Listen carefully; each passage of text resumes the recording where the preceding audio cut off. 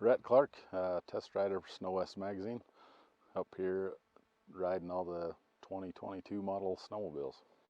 Absolutely, you jump from one sled to another and spend as much time on it as you can and try to get comfortable with each snowmobile and how it reacts to the snow conditions that we're riding in.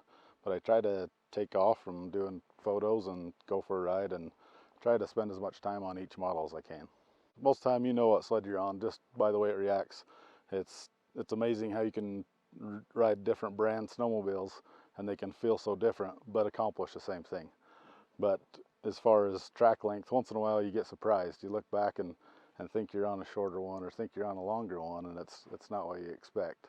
But you try to just keep that in mind when you jump on the snowmobile. But as often as we switch sleds, once in a while you have to stop and look back at the tunnel and which one am I on? But it's amazing what you can do on each snowmobile when they're a completely different brand. Arctic Cat's pretty predictable as far as the way it handles.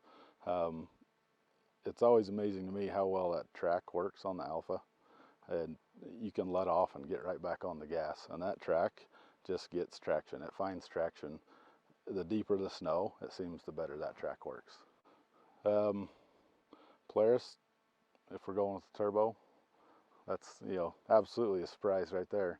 Just the power delivery. The more you push the throttle, the more power comes on, and the faster you go up the hill. What's the price? Skidoo didn't change much for 2022. They went to a narrower front end, so that was a neat feature, just to be able to fit through a tighter area. They have the 34-inch ski stance this year, and you can pick a tighter line without worrying about skis hitting the trees. I think it handles great. It wasn't a huge difference, but you can pick a tighter line, and it just reacts a little bit quicker as far as getting a tip over. Not that any of them have a problem initiating a side hill. We're to the point you turn your head, your shoulders follow, and the sled does what you want it to do. Almost to a point we're steering with our eyes. So there's nothing that hangs up on the back of the Polaris tunnel.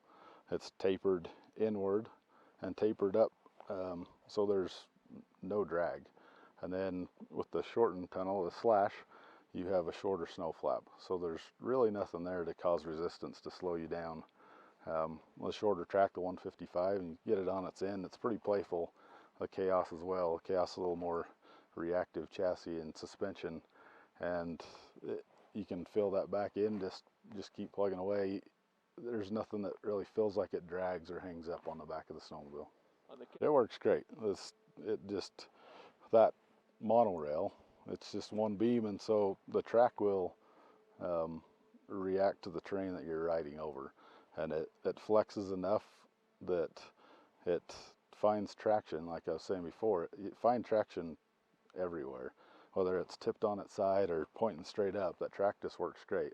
Has enough flex to it to adjust for whatever terrain that you take it through, and it will hold that line and just stay planted. And you can, like I said, you find traction wherever you want with that Alpha. Last question. Whether it's clutching or not, it felt like it was a little freer revving. Whether that's clutching or snow conditions that we're riding in, not sure.